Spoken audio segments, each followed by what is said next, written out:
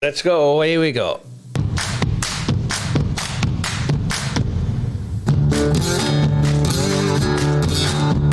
Hello and welcome to the latest episode of the Racing Podblast with me, Tony Mack, and Ben Aiken from Narrowing the Field.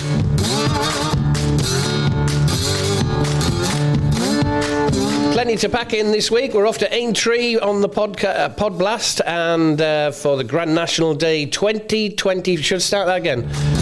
We are off to Aintree this week on the Podblast for Grand National Day 2025, covering 3 races from Saturday's card, including the big race of the day itself, the Randox Grand National, before taking our usual spin to Scotland for the next round of our Football Trixie Battle, top, middle and bottom. But racing first, as always. And to Aintree we go, starting with the Mersey Novices hurdle due off at 1:55, the first of our 3 races under analysis this week. Ben, can you start us off with that one? Welcome along, Ben. It's Grand National Day. Yeah, morning, Tony. Morning. The Mersey Novices hurdle. Market for this one dominated by Nicky Henderson, 4-year-old Lulamba. He's short as 11 to 10. Henderson deciding to avoid the juvenile Grade 1 on the Thursday, coming here taking on his elders. I had a look at all of the novice hurdle contests that were run at this national meeting since 2003. There's been 63 of them in that time that have not been age restricted, so open to horses aged 4 and older. In that period, 39 4-year-olds have run in those races. Only 2 have won, only 4 others have placed. I then opened it up to all UK tracks and I looked at just Grade 1 novices. That gave me 56 4-year-olds running against their elders. Only 3 managed to win, 4 others placed. So it can be done, but it's not easy. And given Lulamba's short price and those stats that suggest it's far from easy for a 4-year-old to beat their elders at this sort of level, I'd be happy to take him on, with the view that if he does win, then we're probably dealing with a very high level of 4-year-old, and one that could be a serious player in open company next season. The new Constitution Hill. Yeah, well, I think less said about that the better, I think. I think so. Hope not. Let's hope not, because it'll never bloody run. So anyway, back to Lulamba. Happy to take him on. Landed on 3 that interest me to take him on with. Regent Stroll, Honesty Policy and Fingal Bridge. And I'm going to side with Regent Stroll for Paul Nicholls. Nicholls, he's won this race 4 times previously.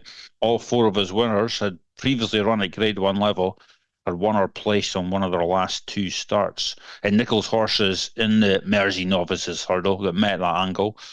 4 wins and 2 places from just 7 qualifiers.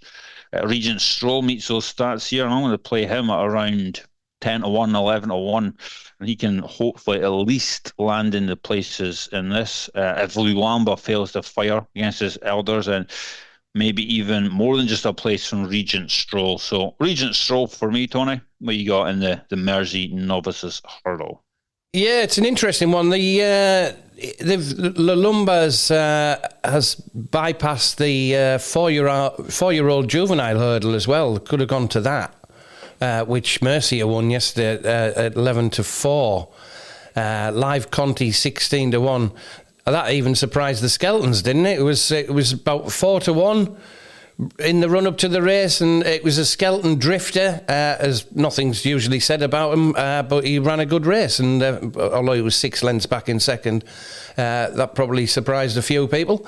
But I'm with you on a couple here. Honesty Policy in the colours of JP McManus, winner of last couple of starts at Navan in a maiden before victory at Leopardstown last month. I think he's a lively outsider. And I'm with you on Regent Stroll, Ben. 2nd of 6 at Exeter in February before victory at Wincanton in the novice hurdle last month, beating 4 rivals by 2 lengths. Lulamba, I do like on a comeback mission since getting nutted by 100 to 1 shot in the Triumph Hurdle at Cheltenham Festival last month. They are really big stats that you've given out there about 4-year-olds against the elders, and that's quite a worry. But Lulamba for me to win that race, and Regent Stroll at a big price as well. It's too big of a price for me, that Regent Stroll. Currently around 12 to 1 or something like that, Ben, last time overnight so, 11, it was, 12, yeah. Yeah, it's a big price for Regent Stroll, that. And I'm with you on that each way in that race. 3:05 at Aintree, the Liverpool Hurdle, Grade 1 over 3 miles and half a furlong. What have you got for us here, Ben? The Aintree Stayers Hurdle looks a decent enough renewal. Plenty of Grade 1 winners or Grade 1 placers in the field. I narrowed the field down to 3. Strong Leader, The Wall Park, and Buddy 1. A Strong Leader won last year's renewal. They're taking the same route in again with him, running him in the Cleve Hurdle in January. Then coming here as a fresh horse off a 10-week break. Gets his prime conditions to attack on Saturday. A left-handed flat or slightly undulating track in the November to May period, where he has 6 wins and a second from 7 starts. Aintree a track he excels at, Strong Leader. 2 wins and a second from his 3 starts here. The quick ground will also be perfect for him. He's 5 of his 6 wins have come on good to soft or quicker, 3 of them in good ground. So plenty of boxes ticked for Strong Leader, and he's high on my short list. At the Wall Park, he's shown some very consistent form since moving to Gordon Elliott, especially away from soft and heavy ground. 7 wins and a third from 10 starts. Possibly found this step into Grade 1 company the last twice, a little bit beyond him. But he finished 4th in the long walk at Ascot and 3rd in the Stayers Hurdle at Cheltenham.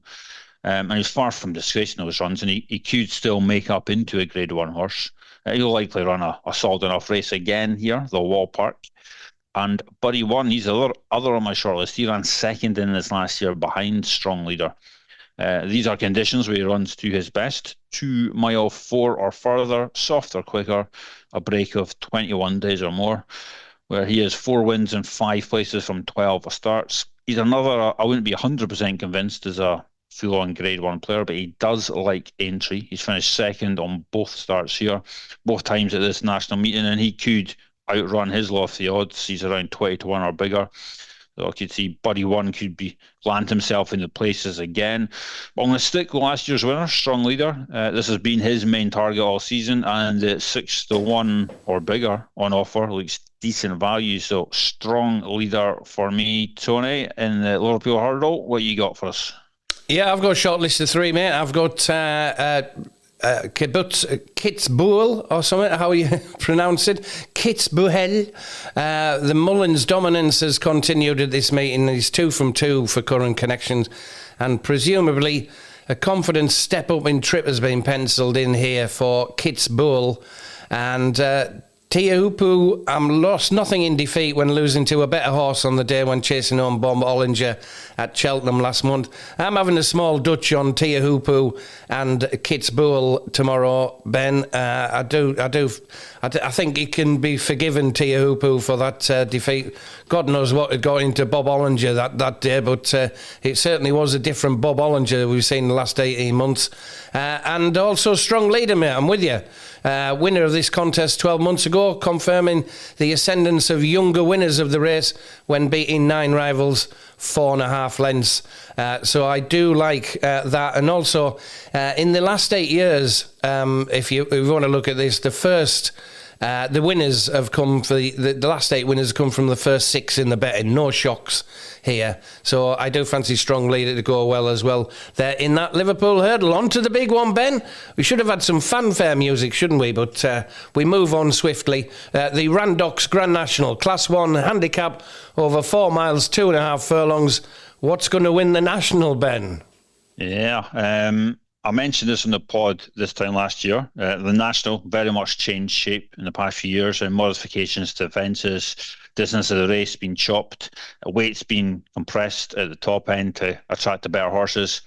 Several conditions need to be met before you run the race, and then obviously we've got the maximum field size reduced from 40 to 34. So the long-term race trends that used to work really well for the National, they just don't cut it anymore. But recent renewals of the National, since the modifications started to hit hard, They've thrown up a newer set of strong race trends to work with. I released a free guide recently with a set of trends of the last 9 winners past. I'm not going to repeat them here. If you don't have the free guide with those national trends, then I'll stick a link in the description section of this episode. Only 2 of the fields, though, meet all of the trends that I highlight in the guide. Is Rocco and Nick Rocket. There's also a bunch of the fields who fall down just one of the race trends. Of that lot, I'd probably pull Percival, Legalois, Highland, Intense Raffles, and Meeting of the Water. So I'd pull them on the short list as well. Rocco, he's one who connections have made no secret this has been the plan for the horse. Not hard to think they've left him with plenty still up his sleeve from a handicapping perspective. Off his mark of 152. His run in the Grade 1 Mildmay Novices Chase at this meeting last year would definitely suggest 152 most likely is not the ceiling of his abilities. And he was second that day behind, I Know the Way You're Thinking. Heartwood was in third and Chianti Classico was in fourth. That was a level weights race. The winner is now £17 higher on 175. Heartwood is £7 higher on 160. Chianti Classico is £3 higher on 157. That pretty much suggests that 152 likely is not anywhere near Rocco's limits. He also holds good form in the March to April period. He's got a win, 2 seconds, a third, and a fifth in the Grade 1 Turner's Novices Chase at Cheltenham. So he goes well this time of year. And I'd expect the handbrake to be fully taken off here with Rocco. He'd be the one I'm most interested in right now, Rocco, but there's positives for the others I mentioned as well. Percival Legalois, he holds good form in large fields. In fields of 16 or more, he's 3 wins and 7 places from 16 starts. His trainer Gavin Cromwell also has some solid stats since the start of 2023, with his chasers at UK tracks over trips further than 3 miles and that were aged 6, 7 or 8. 11 winners and 7 placed from 35 qualifiers of those types. At Highland, he used to have had this race as his target all season. I suspect his run in the Ladbrokes Trophy at Kempton last time, mainly a tune-up for this. He'll be better coming back left-handed here, and he gets his prime conditions to shoot for. Left-handed tracks over 2 mile 4 or further, good to softer, quicker, and the March to November period. Under those conditions, he's 7 wins and 2 places from 12 starts. Meeting of the Waters, he finished 7th last year off a £1 lower mark, and he was still contested the lead when jumping the last. The soft ground last year maybe just saw him unable to sustain his challenge all the way to the line, so better ground might help this year. All his wins will come in fields of 10 or more, so he does handle large fields well, and he goes well under the conditions you'll meet with on Saturday, fields of 10 or more and a break of 14 to 42 days, where he is 4 wins and 3 places from 14 starts. That's all 4 of his career wins. So I think Meeting of the Waters holds a strong chance. Definitely a good few you could make solid chances for. But I'm going to side with Rocco at around 9 to 1, 10 to 1. So Rocco for me, Tony. What you got for the Grand? Oh, just the one, Ben. Just the one. I'll have more, but I've not narrowed it down to the exact ones yet. So Rocco's one I'm definitely playing. Yeah, I've gone a different way as well. Blimey, you can get into that 8 and 9 year trends if you want, Ben. It's a good idea. Since the race has been run over 4 miles, 2.5 furlong, and like you say, Ben, about the changes to certain conditions as well. Between 83 and 2014, Corbière, Party Politics and Bindery won as 8-year-olds, just 3. And since 2015, 4 of the last 8 winners of the Grand National were aged 8. Many Clouds starting the ball rolling in 2015, followed by One for Arthur, Tiger Roll, and a few years ago with Manila Times. Although people will point out the 7-year-old Noble Yates winning the National 3 years ago, he's the only runner of that age group to finish in the first 4. From a few going to post there. 7 of the last 8 winners of the race were aged 8 or 9. So we really need to be looking at younger horses now. Can't be discounting the older runners, but it appears to be a major change in the last 8 years. And breaking those down, a little bit of fun here. This is a little bit of fun to break it down, because obviously 34 runners. Break it down by age.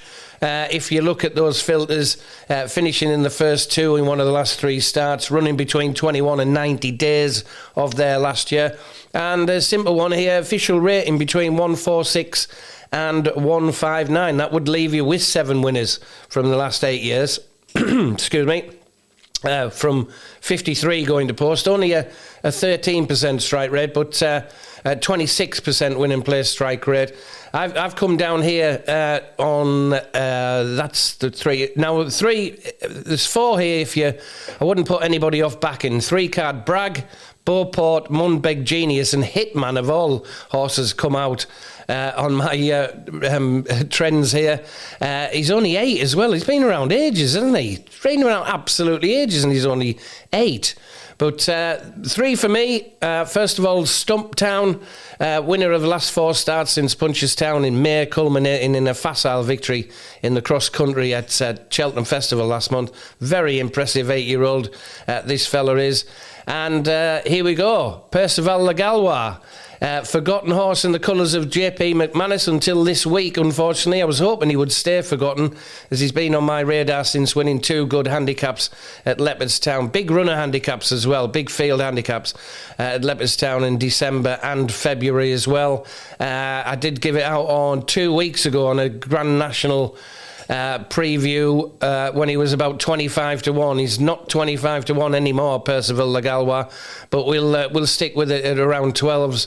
And Highland as well, Ben, I'm with you. Another one on the radar until getting into the race this week.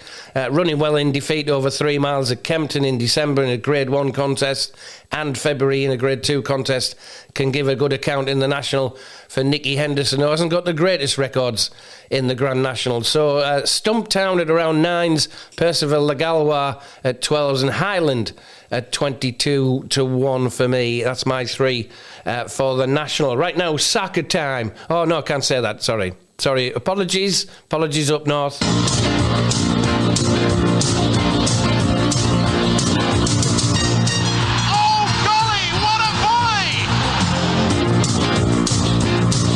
Thing about loving football is you cannot explain why you love it. It just happens. Chasing a ball round a park, wanting one team to win against the other. El Mahoney, right foot, whips it. Oh, jeez, he peeps, man. That's me, new after the National. Right, time for round 33. How did he get to round 33? Top, middle and bottom. Update on the current state of play, please, Ben. Yeah, one winner for me last week, no winner for you. -4 us both. Current totals. Me plus 19.48. Tony minus 44.86. We'll sweep that around under the carpet and quickly move on to this week. My top, middle and bottom this week. Top, Dunfermline to beat Hamilton at 17 to 20. Dunfermline are a very different team at home than they are away from home. 30 of their 35 points have come at East End Park. Hamilton are similar. 20 of their 29 points have come at home. Only 9 have come on the road. So Dunfermline will win for me here to edge themselves closer to safety. Middle, Kelty to beat Dumbarton at evens.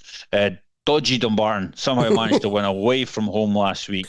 Somehow, I don't know how they did it, but I'm going to bank against them not being able to do that 2 weeks on the trot. Never. I'm siding with Kelty to get a much-needed win here, keep themselves clear of the relegation playoff zone. And bottom, East Fife to beat Forfar at 11 to 10. East Fife have had a bit of a wobble in recent weeks, but they got back to winning ways last weekend. I'll take them and continue that form with another win here against a Forfar team who have been struggling at home recently. No wins in our last 5 and no goals scored in the last 5 home matches. It's a top, middle and bottom for me of top, Dunfermline, middle, Kelty, bottom, East of Fife. And I just noticed all 3 of those are actually Fife teams.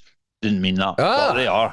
Yeah, just noticed that, literally noticed that. Dunfermline, Kelty and East Fife. Tony. Good stuff. So round 33 and I'm 44 points down. If I can get sort of back to being just losing £1 a week, that wouldn't be too bad, would it?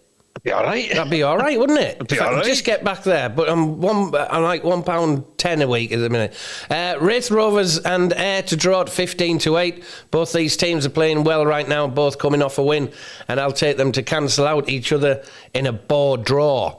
That's Wraith and Ayr to draw. Stenhousemuir to beat Alloa at 4-5. Both these teams are winless in the last 4 matches. Stenhousemuir do have a good home record this season, and I'll take them to get the win in this one. Stenhousemuir to beat Alloa 4-5, and Elgin and Stirling to draw at 5-2. Elgin have won their last 3 matches, but Stirling have lost only 1 in the last 5, and this might be a tighter game than the betting suggests. So I'll play a draw here, an exciting draw, not a board draw, which Wraith Rovers and Ayr will be. So Wraith Rovers and Ayr to draw 15-8, Stenhousemuir to beat Alloa at 4-5, Elgin and Stirling to draw at 5-2. That is my top, middle and bottom for this week. Many thanks for listening to the latest edition of the Racing Podblast, and very best of luck with your bets at Aintree, and especially in the Grand National itself.